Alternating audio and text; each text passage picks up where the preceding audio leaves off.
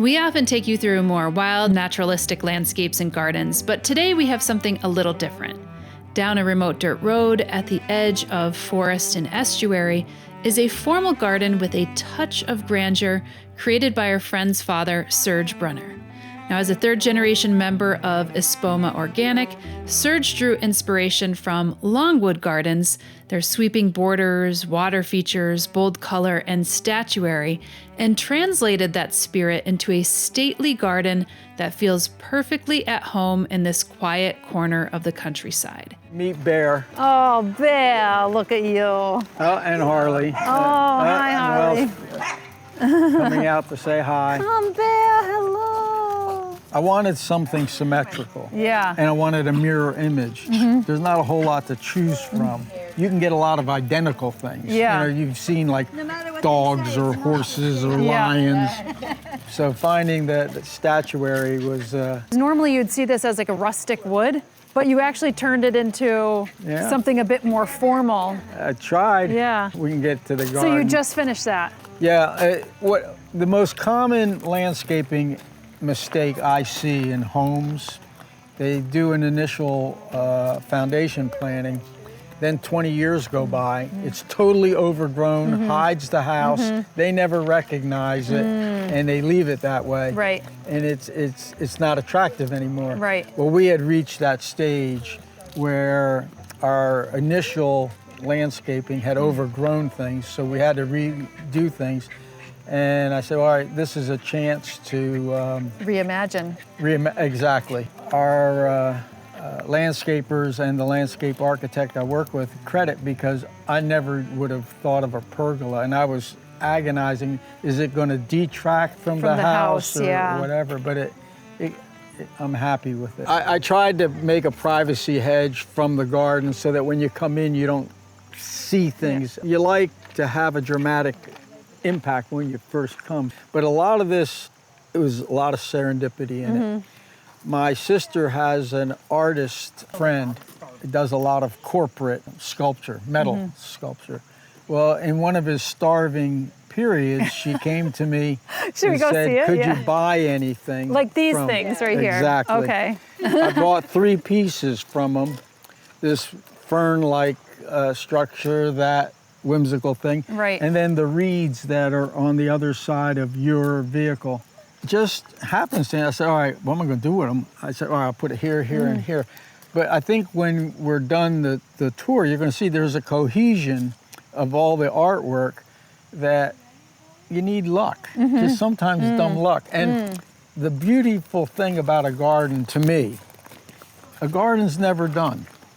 It's always evolving and you're reinventing. And once you have it, you say, oh, no, what, I can change this, I'll change that, I'll add this. And so that's the fun part. Here's the reed-like structure. I think I like that one the best. I think it's pretty cool. It's like, well, you're going to see, still. You're going to see a lot of different things that he did, because I then revisited them when we added the pool.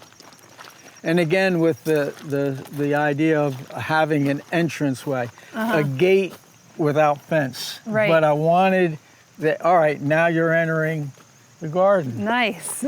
Whoops. Oh, and there's a little bird right there. And a little bird there. Oh, there's a little baby bird. Yeah, he's learning. A little robin. That means the mama's still around feeding him. Probably.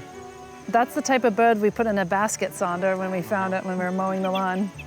He'll be fine if the cats don't get him. Oh, yeah, I saw your cat over there, and it was lazing in the sun. Yeah.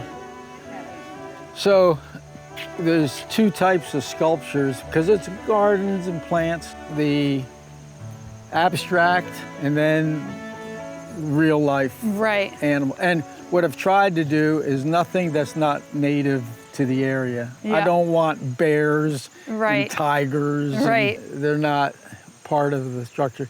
The other thing is functioning outhouses, so that if we're here and entertaining, I didn't want to interfere with my wife's domain of people wanting to go in the house.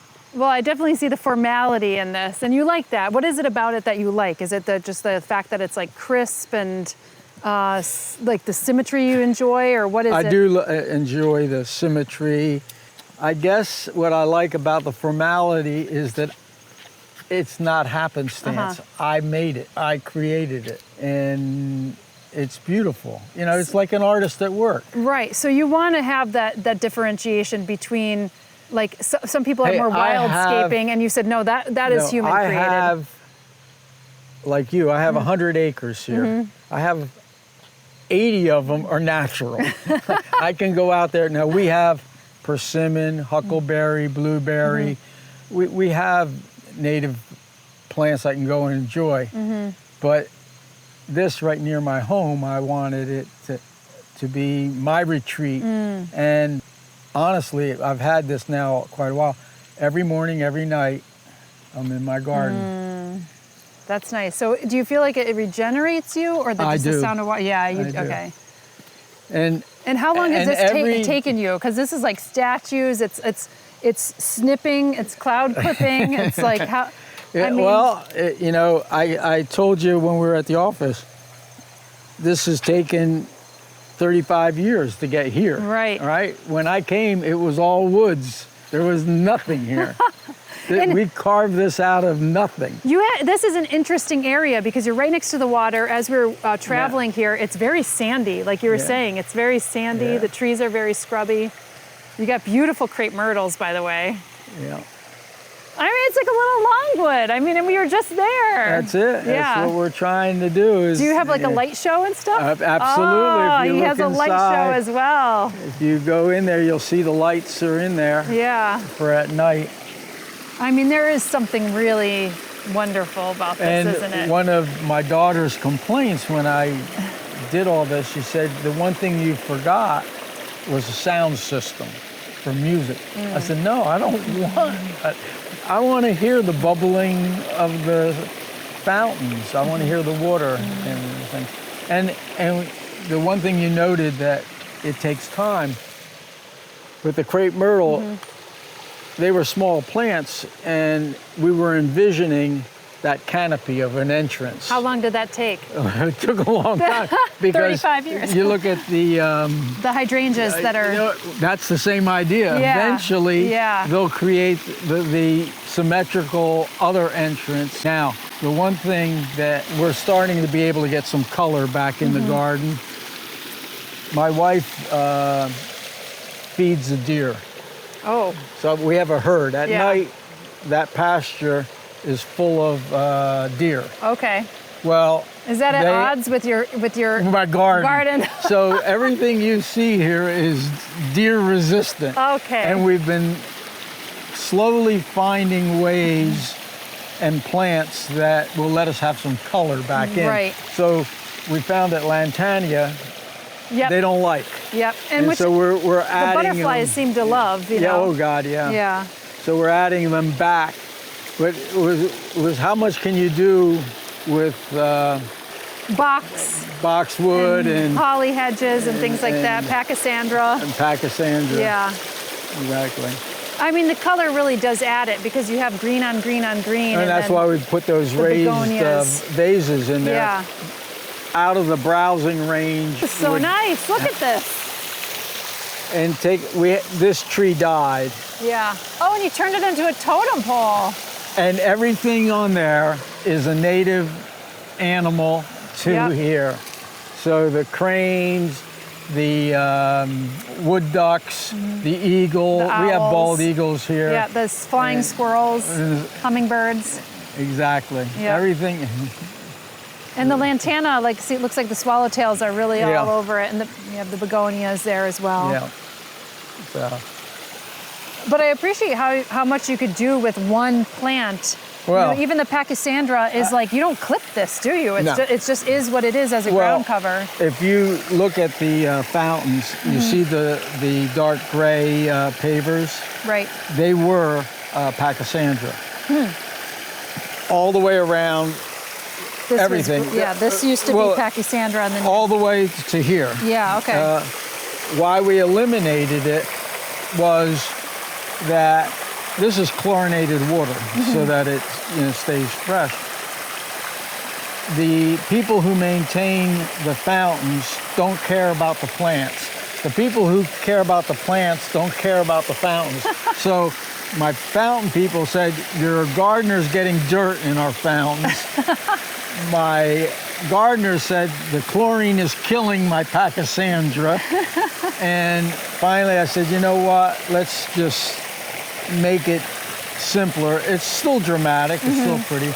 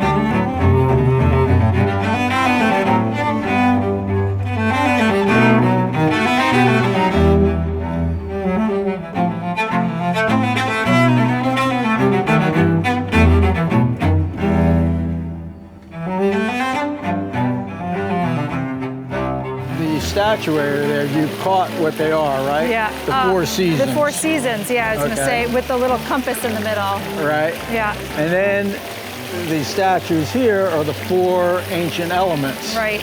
Fire, air, earth, and water.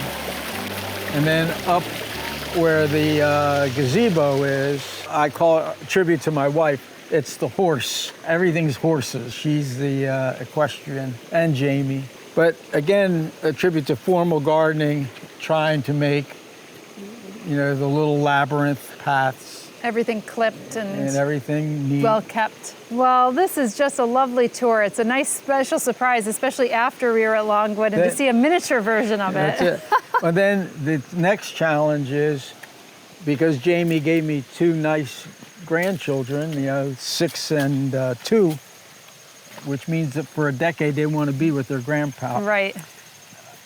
And Jamie was a swimmer. She said, we want a pool. The challenge I gave our architect was, let's build this pool, but I don't want anyone to ever look at what we have and say, oh, you did this and then you did that. You got to integrate it, make it like we planned it from the beginning.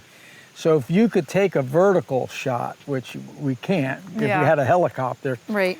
The designs of the gardens are symmetrical, but they're at right angles to each other. This forms a linear design to a curve. Right. And this is a linear design to a curve, which you can't appreciate unless you come this way with me real quick. The other thing I always wanted, I told you, color. With a pool, you have to have a fence to meet code. Yep. And now I can keep the deer out. That's great. And I said, I want color. I want so much color, you can't imagine. You are like a little Longwood. That's. I wanted to show you the symmetry of to a circle. So you see the circle's back here. Right. And then there's a little pollinator garden behind the kids' splash pad. Well, that's funny. You even have a splash pad. That's great. Well, the kids I love have that. a 2-year-old. He can't. Dogs love it too, you know. Oh my God. That's great. And you can see all the butterflies love the they really pollinator. do. And then staying with the real life statuary, ode to the deer. And then we have fox. Fox. And the, You see the two foxes, Sonder? And then you have a great gazebo overlooking the water, too. oh yeah, you should take a look. We lived in town, in the neighboring town. We wanted to move. We wanted to isolate ourselves. My wife wanted land for horses. I at that time was a fisherman more, boater and fisherman. This was all woods. There was nothing here. And I hacked my way here. And I was like, man, do I really want to tackle this? You know, there's nothing here. I've got to cut a road. Everything. I got to do everything from scratch as opposed to buying a homestead or something. I was indecisive. I took my dad with me. I said, Dad, come with me one day. We got to hike back. I want to show you this piece of land I can buy. And we hiked, and again, there was nothing here. We hiked about here. We're on the highest bluff on the river, overlooking a horseshoe bend of the river. So we were up here looking at this, and I said, Dad, what do you think? He said, are you crazy? Buy it. And that was the tipping point. I said, all right, I'll tackle the... You needed the push. Push. Yeah. The and other, like, it's worth the macheteing. The other story I'll tell you. So we moved in, there's nothing here, we're in a house. And in the fall, on a Sunday morning, I'm trying to sleep in. Sunday's a day of rest. And we hear boom, boom, boom, boom, boom, boom. All the duck hunters were out here. And then, dumb luck, I needed some tree work. And I hired a tree guy in. And he goes, you know, I wondered who lived back here. I duck hunt. I rent this land across from your house. I said, oh, you're the duck hunter. Okay, thank you.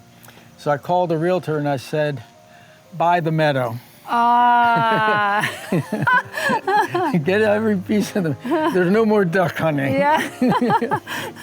So I got peace and quiet. Oh, so goodness sakes. We have this side of the river and all the meadow on the other side. So it's my little private retreat. That's fantastic. I mean, it is a wetland, so I'd imagine that you get a lot of interesting creatures that come through, well, especially during migration. Telling Matt this morning, I check on my boats, make sure that if we have lightning strikes or whatever, it can short out the ground fault receptacles and the chargers for the boats. Anyway, I do the checking. There was a huge turtle, snapper turtle, by the dock this morning, and I couldn't tell what it was. I thought it was a fish caught in a container. I was going to save reach it. I was going to save it, and then I got this. Oh my God! And the thing had to be about 30 inches round. Yeah. So yes. And that's how I got 4 fingers. There's muskrat and of course all kinds of ducks and geese and herons, and we have bald eagles, osprey. Usually there's osprey in the trees across the way. So yeah, but we're on tidal water. This goes right out to the bay. So it's like an estuary almost. It is an estuary, yeah. So. Well, thank you for the grand tour. This I wish we could actually. You're on a tight schedule. I know. I wanted it to be longer, but I'm glad we got a little taste of it. Paid much attention to the wind turners, yeah. They're made by a guy named Lyman Whitaker. He's famous for that kind of thing. It's all serendipity. I just said, all right, I'm going to put them here, here, and here. And you know what I love about them? Is they're inconspicuous. Yeah, you don't go here and say, oh, look, he stuck this there. Right. It blends right into the landscape. Well, it also helps that they're with like a patina. Now we'll have more tours and garden videos here on Flock, even throughout the winter. So stay tuned here and remember to like, subscribe, hit the notifications, and even become a member of the channel if you're keen to help support. We'll see you in the next video.